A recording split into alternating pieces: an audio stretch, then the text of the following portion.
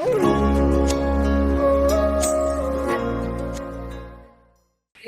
Namo Bhagavate Vasudevaya. Om Namo Bhagavate Vasudevaya. Om Namo Bhagavate Vasudevaya.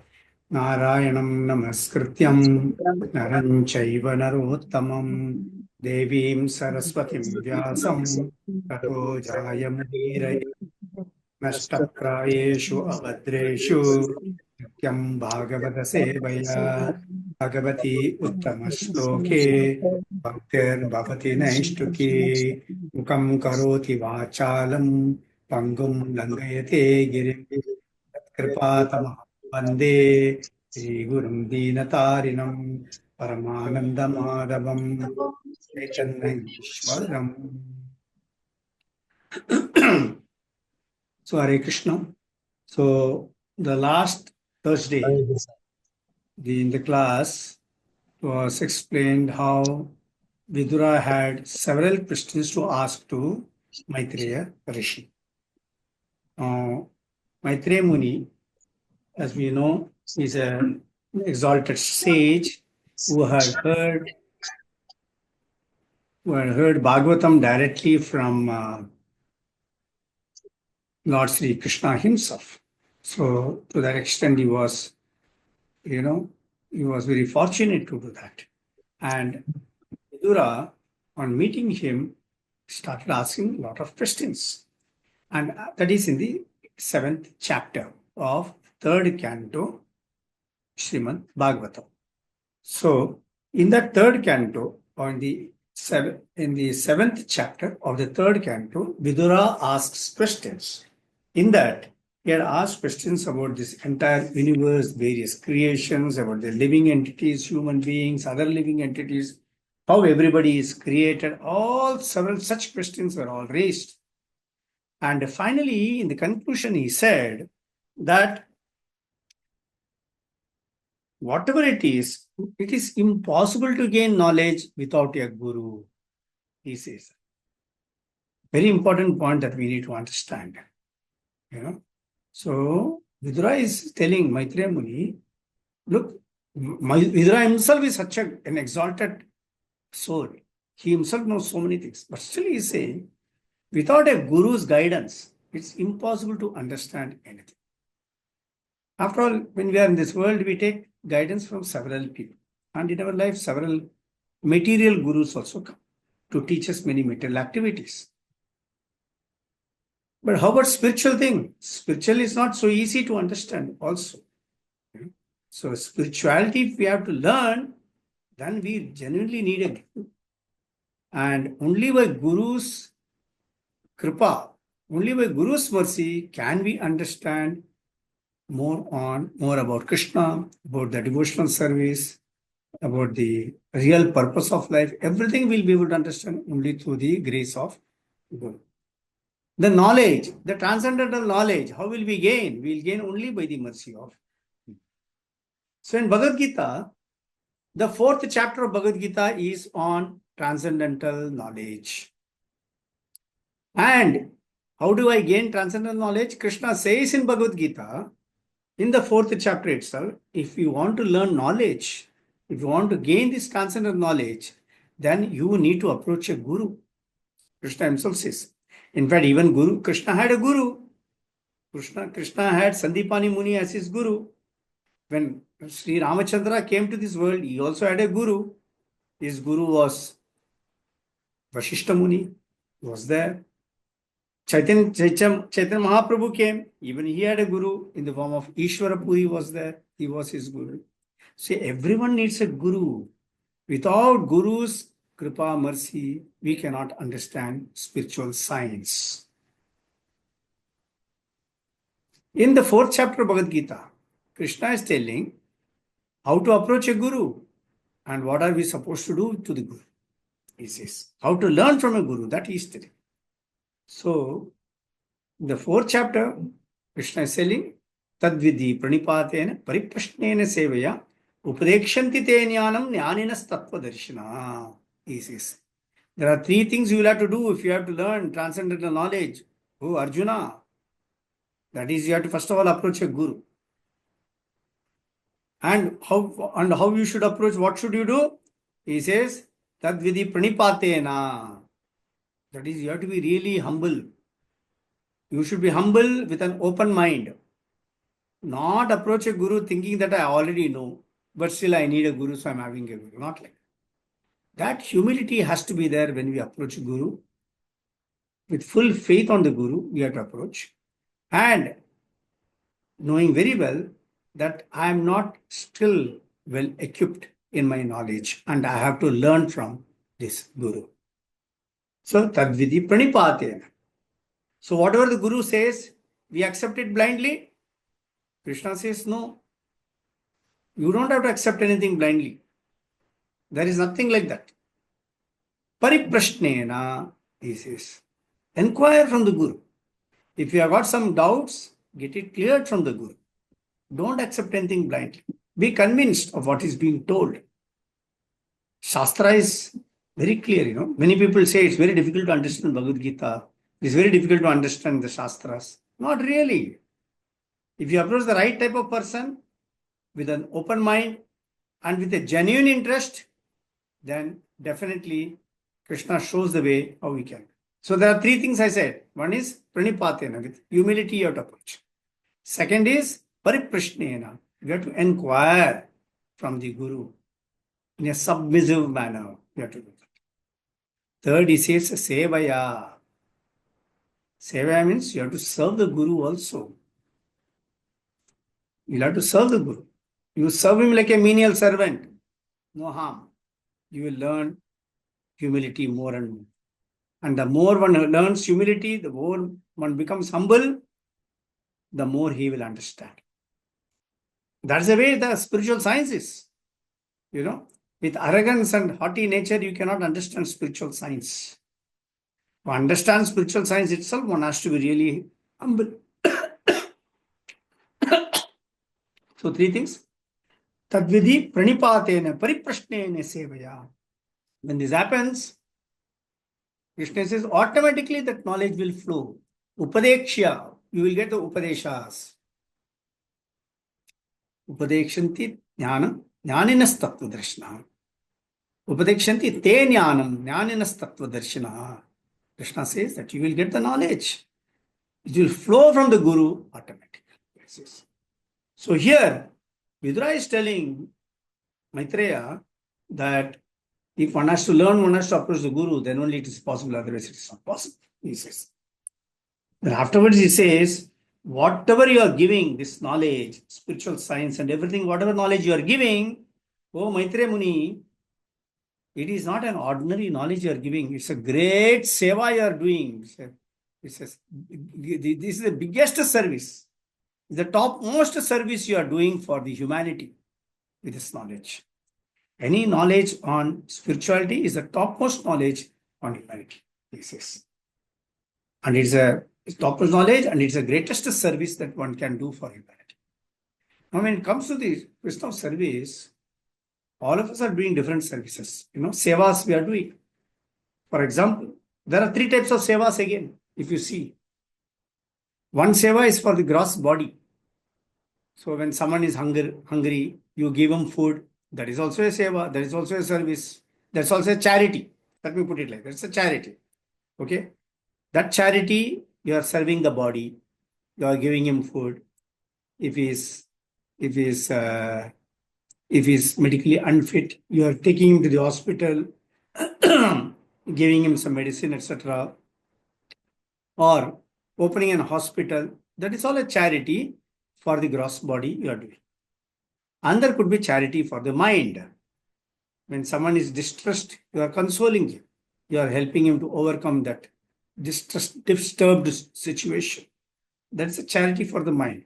Or you are giving him knowledge, material knowledge you are giving. That is a charity for the mind. Third is the highest charity, and that charity is for the soul. And when you are giving the charity for the soul, who is giving the charity for the soul? When one teaches spiritual science and is enabling another person to understand his true position. and makes him understand why we are all suffering in this material world and showing the ways and means how to get out of this suffering. That is the highest charity. He is considered to be the true Paropakari. Bhagavatam says that very clearly. A true Paropakari, the true charity is when you are serving the soul. It says you are doing charity for us. Other charity are gross on the material platform. But when you are serving the soul, Atma, and you are enabling the Atma to understand that he is not this body, but he is the spirit soul, and his relationship is with Krishna, and his job or his duty is to serve the Supreme Lord, and thereby leave this material world and go back to Godhead, that is considered to be the highest charity. So here, Vidura is telling Maitreya, when you teach this Bhagavatam to people, that will be the highest charity. So when Maitreya Rishi, he hears this, he is very extremely pleased with Vidura. He is extremely pleased with Vidura because he is able to see now that Vidura, who is there, already is an enlightened soul, he is so eager to learn something. And he is eager to learn to find out an answer for a question which he had asked about 4 chapters before. And that was one of the first questions that he had asked. That question he had asked was, why do people suffer in this material world? That was the first question that he had asked. Why do people suffer in this material? So for this, people pass through a lot of stress. So if people are passing through a lot of stress, it's because some difficulties they are getting. They are struggling, they are suffering. So is there a way out? He had asked. And now the same thing has come back to that. And he's telling, if you teach Bhagavatam, that will be a great relief for people. How to do devotional service for the Supreme Lord Krishna. He's explaining that. And so in that case, Maitreya becomes very happy when he is seeing Vidura asking such questions. Because you see, the teacher will teach only as much as the student shows the eagerness to learn. If the student is very eager to learn, the teacher will teach more. If the student is not eager to learn, what will the teacher teach? There's a limitation, is it not? I've given this example many times in the past also. We have seen in school, the teacher is teaching mathematics, right? Not everyone understands it. But some students, they run after the teacher even after the class is over, asking for doubts. Actually, the teacher is teaching the same to all the students. But to those students who are running after the teacher, what does the teacher do? The teacher shows more interest in them and teaches them more. Because they are eager to learn. Others, because they are not eager, she is also leaving it out like that. It's the same principle. When we are very eager to learn more about devotional service, the art of this, the science of spiritual science, yes, then Krishna also comes forward. The teacher also comes forward to teach. So here, when he's being asked like this, so he's saying that, you have asked me these questions and I'm really very glad to teach you because, and Vidura is also telling him, you are coming in the disciplic succession. So I want to know these things. So now, Maitreya Muni is telling Vidura, yes, I will teach you about this Bhagavatam. As was told by the Lord himself, as was told by Bhagavan himself to the great sages. So he says, once what happened was, the great Kumaras, Sanat Kumaras, Sanaka, Sanandana, Sanatana, and Sanat Kumara. The 4 Kumaras, once, they were very eager to know about the glories of the Supreme Lord Krishna. So what they did, they said that we have to go and meet, why not we go and meet Sankarshana and ask him about Krishna, because Sankarshana is the immediate expansion of Krishna. We can go and ask him. So they were in the topmost world of the loka of the universe. How many lokas are there in this universe? Totally 14 lokas are there, right? Right from the Satya Loka till Patal Loka, there are 14 lokas. So they were in the Satya Loka. and they decided that we need to go and pass. So immediately they get into the Ganges. Understand one thing, Ganges flows in all the 14 lokas. And that was the fastest way of reaching any place, any of the lokas for the sages and the yogis. So they all the four of them got onto the Ganges river and straightway reached Patal Loka. And when they reached Patal Loka, they met Sankarshana, who was there half closed meditating with the entire universe on his head. We should know Sankarshana is the one who is holding the entire universe on his head. So they reached Sankarshana and they saw that Sankarshana was half closed his eyes, was meditating on Krishna, was doing that. So when they came, Sankarshana opened his eyes. And these four Kumaras said, we want to know the glories of the Supreme Lord. And they started praising the Supreme Lord. When they started praising the Supreme Lord, Sankarshana was very happy. And he said, yes, I will give you the signs of Krishna. He narrates the entire Bhagavatam to the four Kumaras. And what they narrated completely to the four Kumaras, that comes in the Parampara. The four Kumaras gave to Shankyayana Muni, and Shankyayana Muni gave to Parashara Muni, Brihaspati Muni, and from Parashara Muni came Maitreya Muni, and Maitreya Muni is giving this teachings to Vidura now. As I have said earlier, there are four sampradayas, right? Four sampradayas. One is Brahma Sampradaya, second is Sri Sampradaya, third is Rudra Sampradaya, and fourth is the Kumara Sampradaya. And now we are talking of the Kumara Sampradaya. We are talking. Now, ISKCON devotees, we all come in Brahma Madhva Gaudiya Sampradaya. That is Brahma Sampradaya, only we are coming. But we also have got Madhvacharya's teachings also coming in between, and Gaudiya. Gaudiya means the eastern region, that is called Gaudiya. Paschim, that is called. Paschim, east is Paschim. I don't know. So that part is also there. So that's why Brahma Madhva Gaudiya Sampradaya, that is there. That is Chaitanya Mahaprabhu's lineage, that is called Gaudiya Sampradaya. So that's there. So in the four Sampradayas, now this is Kumara Sampradaya is coming. And now this is explaining to him that Sanat Kumaras are being told that when this, at the end of Brahma's day, the entire universe got submerged. You have to understand this. Brahma lives for 100 years. And at the end of every day, partial devastation takes place. Pralaya, partial pralaya takes place. At the end of his 100th year, complete pralaya takes place.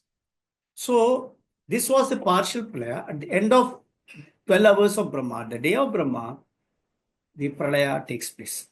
And when this partial pralaya takes place, what happens is, all the living entities with their subtle bodies, they enter into the abdomen of Garbhodakashi Vishnu. Now, when the partial pralaya is taking place, Garbhodakashi Vishnu is lying on the bed of Anantasesha Vishnu. Anantasesha is none other than Sankarshana himself. So Anantasesha has laid on his bed, and on that bed, Garbhodakashi Vishnu is lying down, half closed his eyes. And when this partial pralaya takes place, all the living entities with their subtle bodies enter the abdomen of Mahavishnu. Not the gross body, we should understand. The gross body is left behind. Only the subtle body goes inside. What's the difference between gross body and subtle body? Our body is gross. Subtle body means mind, intelligence, and false ego. That is the subtle body. So with that, we enter into the abdomen of Mahavishnu. And in that abdomen of Mahavishnu, all the living entities live for 1000 yuga cycles. As we know, 12 hours of Brahma is of 4 yugas multiplied by 1000. Similarly, the nighttime 12 hours of Brahma is 4 yugas multiplied by 1000. So for that much time, 4 yugas multiplied 1000 times, all the living entities are lying in the abdomen of the Mahavishnu. So when the night time is getting over, Mahavishnu opens his eyes, not Mahavishnu, yeah, Garbhodakashi Vishnu opens his eyes, and Garbhodakashi Vishnu is just glancing at all the subtle bodies. And the subtle bodies are getting agitated. And with the Kala Shakti, everything is getting further and further agitated. Now we have to understand, earlier also we covered this. Everything happens by a combination of two things. One, the glance of the Lord, which is very, very important. Glance of the Lord. And second is Kala Shakti, time factor. Time factor is only under the control of the Supreme Lord and nobody else. By combination of his glance and by the time factor, the whole thing again starts working. And the subtle bodies are activated. What happens is, because of the activation of the subtle body, from the abdomen, from the navel of Mahavishnu, a lotus bud sprouts. And that sprouts and it grows. And as it grows, then what happens is, in that suddenly you find that Brahma is sitting on that. So Brahma suddenly come and he's sitting on the lotus flower. When Brahma has come on that lotus flower, so that's why it's called Swayambhu. Brahma is also called Swayambhu because he comes. He has come on his own. Nobody knows from the. He has not come just like the other living entities. It's not a combination of male and female, but it's just on his own by the Supreme Lord. From the navel of Supreme Lord, Brahma comes out. And when Brahma has come out, he looks at all the four sides. He is not able to see anything. Because he looks at all the four sides, immediately he gets four heads on all the direction, seeing all the direction. He gets it. So that is why we call him Chaturmukha Brahma. He is a Chaturmukha Brahma because he has got four mukhas looking at all the four sides. So Chaturmukha Brahma is there, and after Chaturmukha Brahma has come, he starts wondering, who am I? From where have I come? And what is this lotus stem that I can see? So when I see the lotus stem, there must be some origin for this lotus stem. Now let me go and see that origin. So he goes inside that lotus stem to find out where the origin of that lotus stem is. So he goes and goes and goes. He goes very close to the Garbhodakashi Vishnu's navel, but still he is not able to see the Lord there. When he is not able to see the Lord, here it is being explained, you have to understand, Brahma was intelligent. That's why he thought, who am I? Why this lotus flower? From where have I come? So if I have originated, the origin must be lotus flower. So I must go inside and see what is that. So that's a great thing, is it not? So he had his intelligence to think like that. But did that intelligence help him to find out the Supreme Lord? That intelligence did not help him to Supreme Lord. So we have to understand, with our material intelligence, we can never understand the Supreme Lord. To understand Krishna, we need to have spiritual intelligence. And that spiritual intelligence comes only when we approach a guru and gain that transcendental knowledge from the. Can you see the link everywhere, how it goes like? So this is how it gets linked, So Brahma went and saw, but Brahma could not, even although he is the most intelligent person on earth, still he could not see the Lord. One is he thought, so there must be a beginning, I must go. So that's what he thought. Second, what he did, he really made an effort. He started going inside, deep.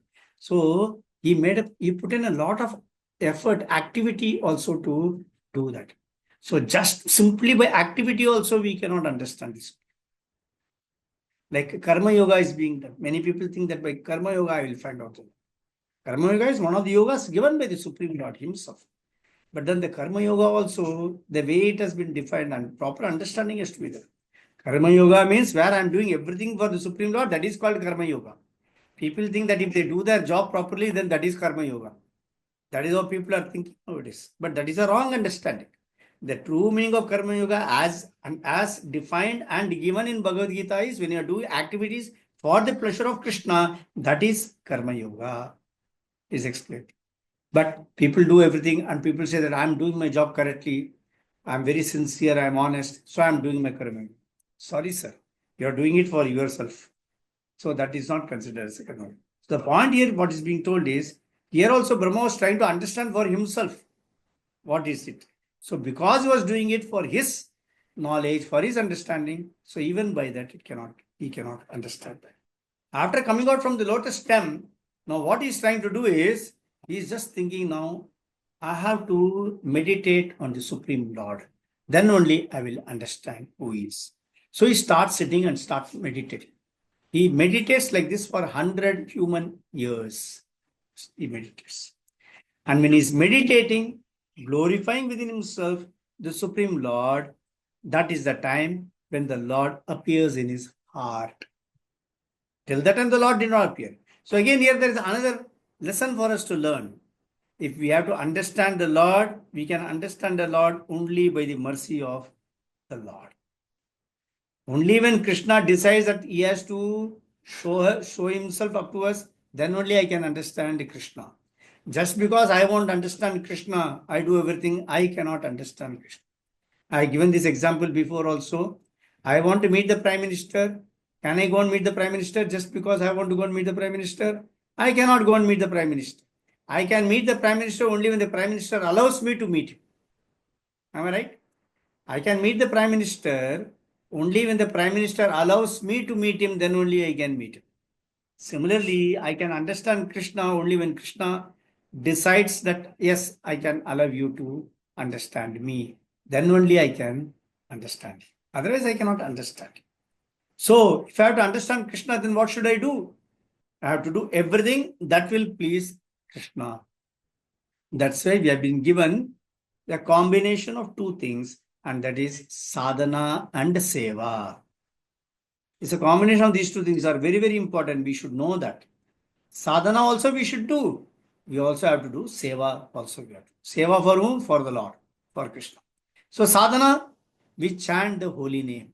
We have to understand the essence of all teachings is to remember, is to chant and remember Krishna all 24 hours. That is the essence of all the teachings. That's the essence of teaching of Bhagavad Gita. That is the essence of teachings of Srimad Bhagavatam. That is the essence of teachings of Chaitanya Charitamrita. Everywhere you will find the conclusion is the same. How does Krishna conclude in Bhagavad Gita? Sarvadharman pratyaja mamekam sharanam vraja aham tvam sarva papebhyo mokshishyami mashucha. He says, which means what? You will have to think of me. You have to simply surrender unto me. In this case, what Brahma is doing? Brahma is also surrendering. When he couldn't do anything, finally he said, okay, let me sit and meditate on Krishna. Let me meditate on his holy names, glories of Krishna. When he did that, he could understand Krishna because of that. That's how he got Garbhodakashi Vishnu. And the Lord and Krishna, Garbhodakashi Vishnu, appeared in his heart. And he appeared in his heart as what? He saw there was a devastating ocean. And on that devastating ocean, Anantasesha was lying. He was a white bed was there. That is Anantasesha. And on that, Garbhodakashi Vishnu was lying down, spreading himself across the three worlds. He was lying there. Length and breadth, everything was lying across the three worlds. He was lying there. And when he saw this, Brahma understood, oh, this is the Supreme Lord Hari. He could understand that. And what he did that, when he saw this, the Lord was self-illuminating. He was well ornamented and unlimited in length and breadth, occupied the three planetary systems. Krishna mercifully showed one lotus foot to Brahma. Now, this is another thing, very important thing, The devotees, they generally worship the lotus feet of the Supreme Lord. They don't worship anything else. They are very, very keen to worship the lotus feet of the Supreme Lord. Everyone worships the lotus feet of the Lord. Because everyone is worshipping the lotus feet of the Lord. Why? There is sweet rasa in his lotus feet. On the toe of the Lord, the toenails of the Lord are very illuminating, and there is a lot of nectar in that lotus feet, on the toenails of the lotus feet. So all the devotees are worshipping the toenails of the Supreme Lord, And when everyone was worshipping the toenails of the Supreme Lord, Krishna asked, why are you people worshipping my toenails? What is there so much on my toenails? So the devotee said, there's a lot of nectar on your toenails. Just by worshipping your toenails, we feel so happy. Krishna said, oh, is it so? Is there something special in my toenails? Krishna, the devotee said, yes, your toenails are very, very special for us. The minute we see your toenails, we become so happy. Krishna said, oh, is it so? Then I should also taste it and see what it is. That is why you find Krishna as a baby lying on a leaf, on a devastating river, on a devastating ocean, and taking his toe and putting it in his mouth. This is the story behind it. So Krishna took the form of a baby so that he can put the toenail inside his mouth. He did that. So here, when he did this, and when they said that there is everything in the nectar on your lotus feet, so Krishna was showing that one foot to Brahmaji. And then afterwards, what happened? Here it is being explained. When the Supreme Lord is pleased, how does he remove the distress of the people? We talked about it, right? The distress of the people to be removed. Why people are distressed and how to remove the distress. That was the question. So here is being explained. When the people are distressed and they worship Krishna with pure hearts, what happens is Krishna reciprocates. And what is the way of his reciprocating? Beautiful. Krishna reciprocates just by simply giving a smile from the corner of his lips. He simply smiles at you, at the devotees. And when Krishna smiles from the corner of his mouth, from the corner of his lips, the devotees get excited, enthused. They become so happy. They say, the Krishna is smiling at me. And the minute they see Krishna smiling at them, all their distresses are vanquished.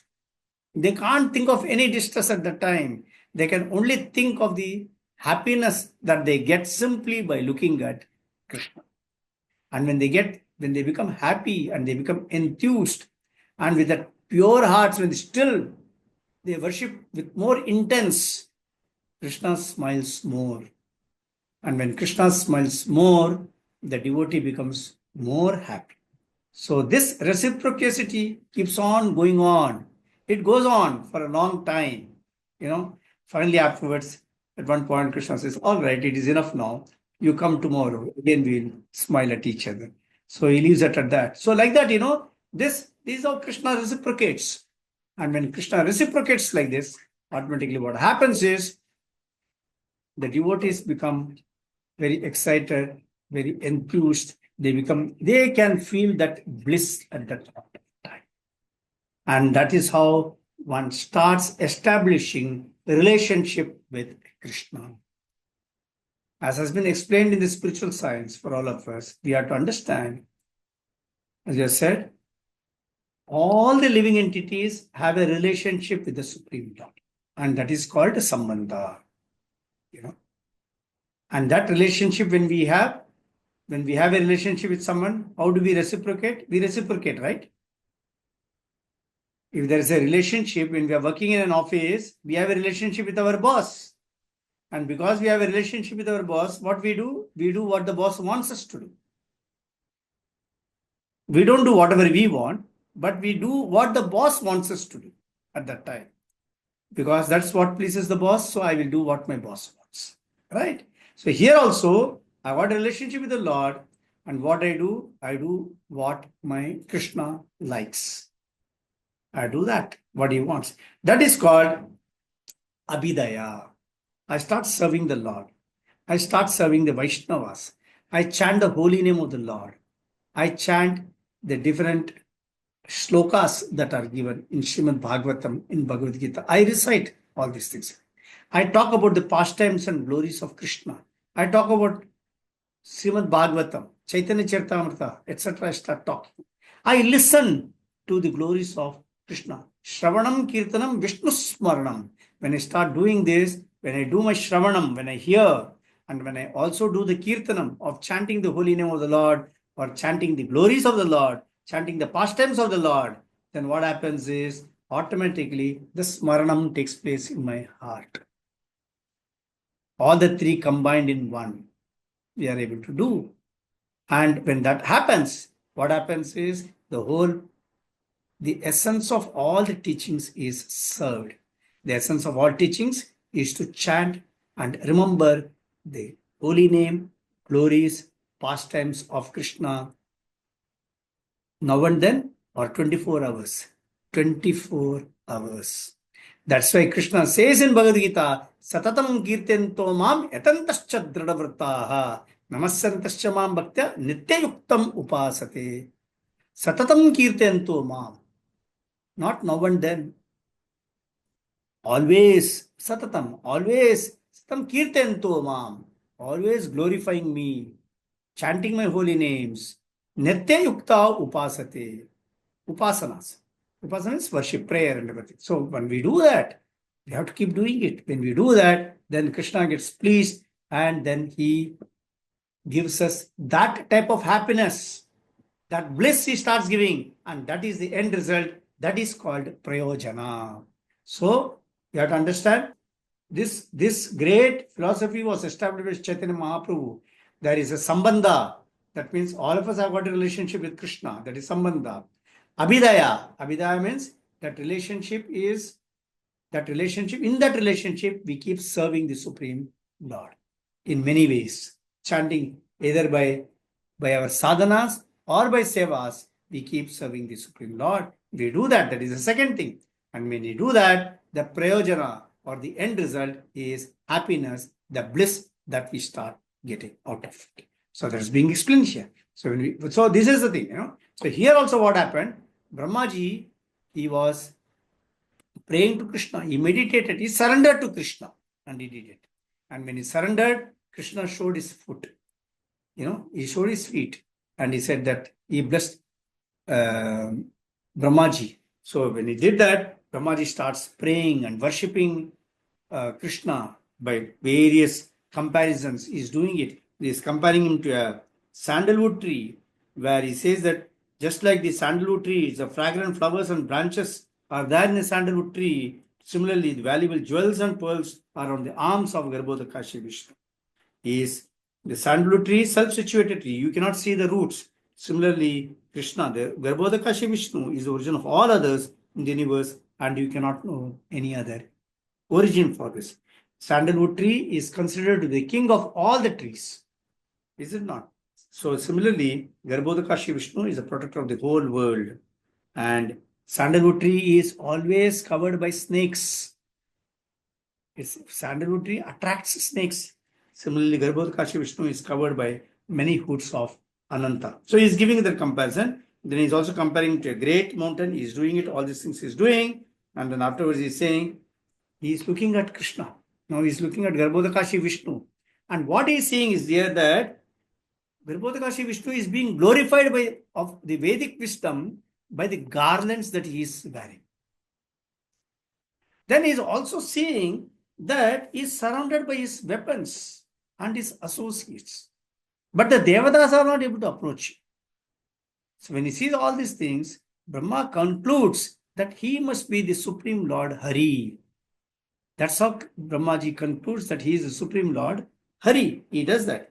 And then when he starts thinking about, when Brahmaji understands this, then Brahmaji thinks, now I must start thinking about the service to the Lord. So what he does, now Brahma is able to see only 5 things, 5 factors he is able to see. One, he is able to see the lotus, he is able to see the lotus flower sprouting from the navel of Garbhodakashi Vishnu. He is able to see himself. Then he is also able to see the devastating ocean. Then he is able to see the dry wind that is blowing and the sky above him. The 5 things he is able to see. After seeing this, Brahma says, now, thus being surcharged with the mode of passion, Lord Brahma began to offer his respectful prayers on the path of creative mentality. Now I have to create. Brahma understands now I've been created by the Supreme Lord, Krishna, to do something more, to create something. So that's why it is said that Brahmaji is not the original creator. He is a secondary creator. Understand? Because the Lord has already created everything. But then he is having, Brahma is considered to be the chief engineer. And he will start creating. And before that, he starts praying to Krishna, asking for more powers. And what he is praying, everything, we'll take it up in the next class. Okay. So with this, we'll stop for the day. And any questions you may have, any doubts you have got, or anything you wish to add, or any reflections on today's class, please most welcome. Hare Krishna, I have a doubt. Hemrata, Yes. you were saying that karma yoga and karma yoga involves a routine work which will benefit us, something which we do it regularly to achieve something which will be helpful for us or where we will benefit, the human being benefits. But Prabhu, if I say that chanting, you also said that chanting we should do regularly every day, and definitely if we chant every day we are getting the pleasures of it as in whatever way or form we want. So can we say that chanting is part of karma yoga? It takes a form of a karma yoga. No. Okay, I'll tell you. Yeah, there are two things you have talked here. One, doing our activities. That's what I clarified in the class. People have got this wrong notion. Karma yoga means if I do my job properly, then that is karma yoga. No, that is not considered to be karma yoga. Karma yoga is where you are working for the pleasure of the Supreme Lord. When you are doing all your activities, but then the fruits of that labor you are surrendering to Krishna. That is what is karma yoga. If I am going to take the fruits for myself, then that is not karma yoga. Then where is the Lord? Is in what way is he involved in that? You are able to understand the difference in that. Huh? Are you able to? Am I clear to you on this point? See, there are two things. So there are two things. If I am working for there are two things. How do I please another person? When I am giving something to another person, then that person gets pleased, right? Generally. But if I'm going to do something and take it for myself and not give it to another person, then I'm working and doing everything for whose sake? For my own sake, I'm doing. But in Karma Yoga, what happens is I'm doing everything. I'm not expecting anything in return, but I'm doing it for the pleasure of the Lord. When I do anything and everything for the pleasure of the Lord, that becomes a Karma Yoga. That also becomes a seva. Number 1 point on Karma Yoga. If it is not clear, please let me know this point again. I will explain it in a different way. Another thing is you talked about chanting. Now, chanting the holy name of the Lord. Chanting the holy name of the Lord is not for my pleasure again. It is again for the pleasure of the Supreme Lord. Hare Krishna, Krishna Krishna, Hare Hare, Hare Ram, Ram Ram, Hare Hare. The meaning of this chanting itself is what? The meaning is that Hare Krishna, Krishna means attractive. Oh, the attractive one. Rama means beautiful. Oh, the beautiful one. Oh, Hare means the internal potency of the Lord. Please engage me in your service. That is what is the meaning of this chanting of the holy name. Okay. So the chanting of the holy name is also for the pleasure of the Lord, calling out his name again and again and again. Krishna likes it. Whenever someone keeps on calling out his name, Krishna likes it. And Krishna turns around and sees, who is this person calling me so many times? And with what mind I call him, that also makes a difference. When I'm calling him out sincerely, when I'm calling out from the bottom of my heart, Krishna reciprocates. We have the example of Gajendra. In Gajendra Moksha, what happens? Gajendra is an elephant, right? Gajendra is fighting with the alligator or the crocodile, for 100 years. Finally, what he does, he says, I can't do anything. He surrenders himself to Narayana and calls out the Supreme Lord Vishnu, Narayana. And immediately Narayana comes on the Garuda to save him. Till that time, he didn't do it. But the minute he called him out, he immediately comes. But one may say that he called out for his own release. No, it is not like that. The way he called out, there was a big difference. That desperate call, like a like a baby crying for milk, like that. When you call out from the bottom of your heart, then Krishna reciprocates. Yeah. That intense calling out for the Supreme Lord is required. So chanting, we start our chanting. In the beginning of our chanting, it is more of like a mechanical chanting. We keep doing it.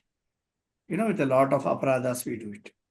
But then as we keep moving forward and forward, and we come to that Shuddhanam stage, when we reach that Shuddhanam stage, what happens is immediately the reciprocation starts. Krishna gets more pleased. But Krishna sees how much of effort we are putting, and with that he gets pleased. So chanting is not for our pleasure, but it's for the pleasure of Krishna. That is why it says Shravanam, Kirtanam, Vishnu Smaranam, Vandanam, Archanam, Pada, Savidam, Sakyam, Dasyam, Atmanivedanam. It comes. Is it okay, Hema? Thank you. Okay, right. Thanks. Anybody else?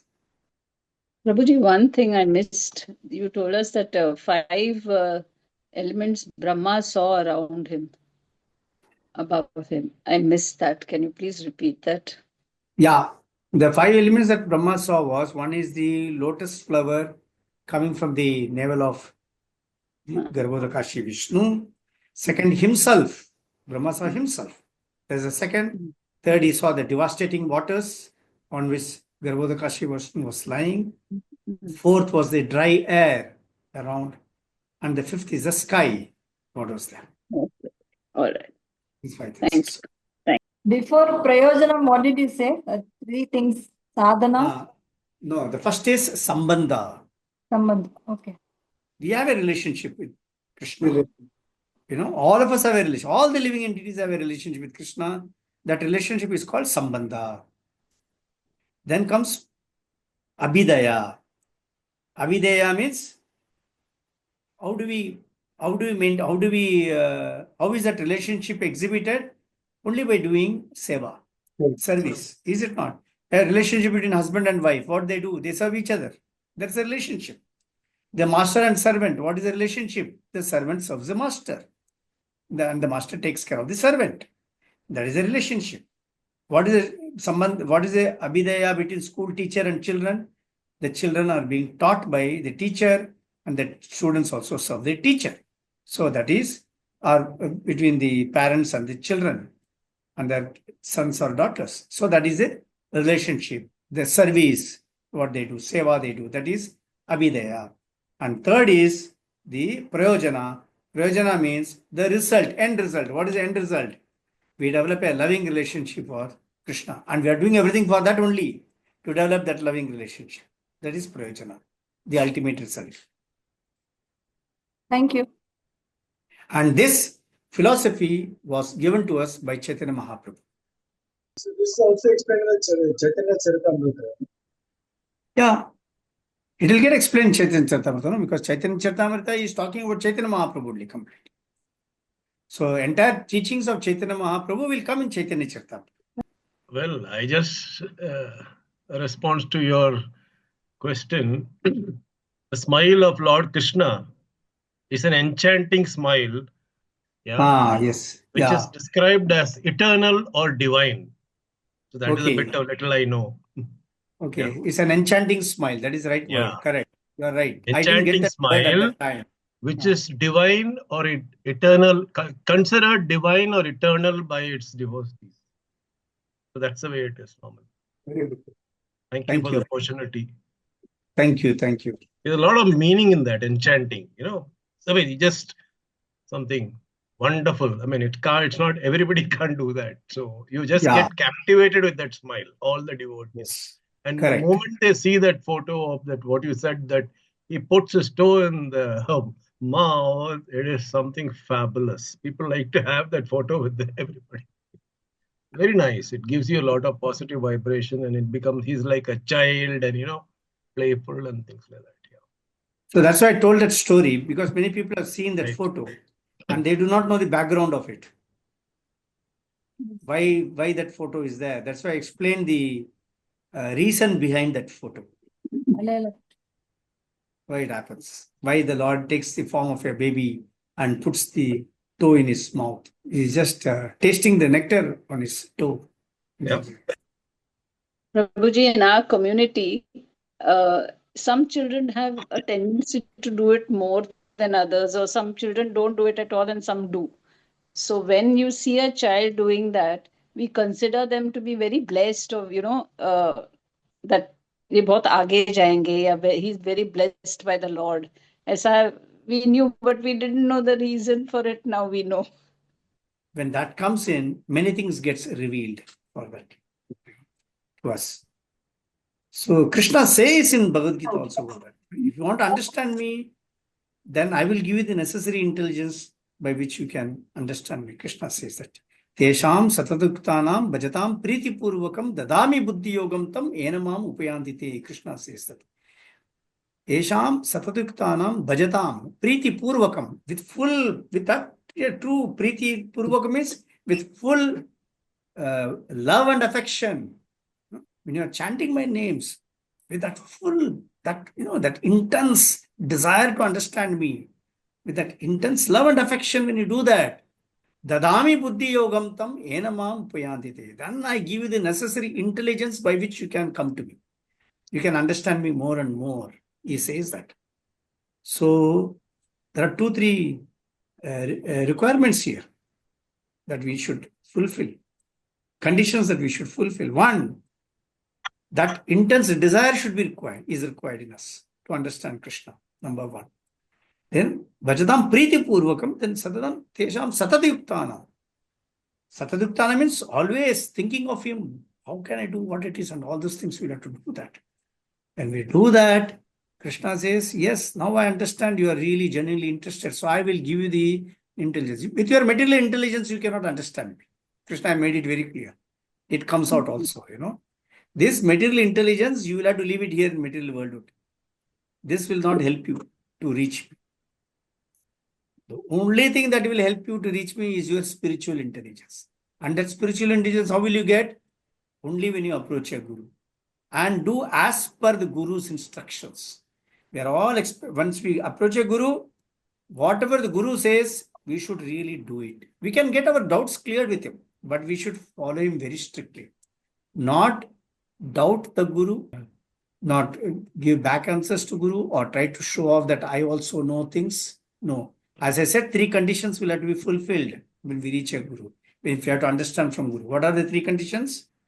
One is that we should have, with all humility, we should approach the guru. That is, tadvidi pranipatena. Pranipatena means with all humility, I approach. Pariprashnena. I must inquire from the guru, get my doubts cleared with him. But in what way? In an arrogant way? That faith also I should have on the guru. When I do that, then automatically the Guru's kripa will start flowing, the mercy will flow, and I will start understanding things. Guru has got only one purpose, nothing else. His purpose is, how can I be engaged in the service of Krishna? That's what Guru always thinks. Guru doesn't think, how can I engage you in my own service? Then he is not a Guru. Guru may tell you sometimes, you do this for me also, he may say sometimes. But that may be with an intention so that you develop your humility, or you understand your position that you are subordinate to the Guru. That's why we have to be very careful when we are dealing with Guru also. We should always be behind the Guru and not before the Guru. There is a kahavat in Hindi, कभी गुरु के आगे और गधे के पीछे नहीं रहना चाहिए. Understand? Guru के आगे रहेंगे, then we lose all the teachings we will lose, all the mercy we will lose, because and गधे के पीछे रखो तो लात मिलेगा, तो कभी गुरु के आगे और गधे के पीछे नहीं रहना चाहिए. Yes, that's it. Okay. Thank you very much. Shila Prabhupada ki jai.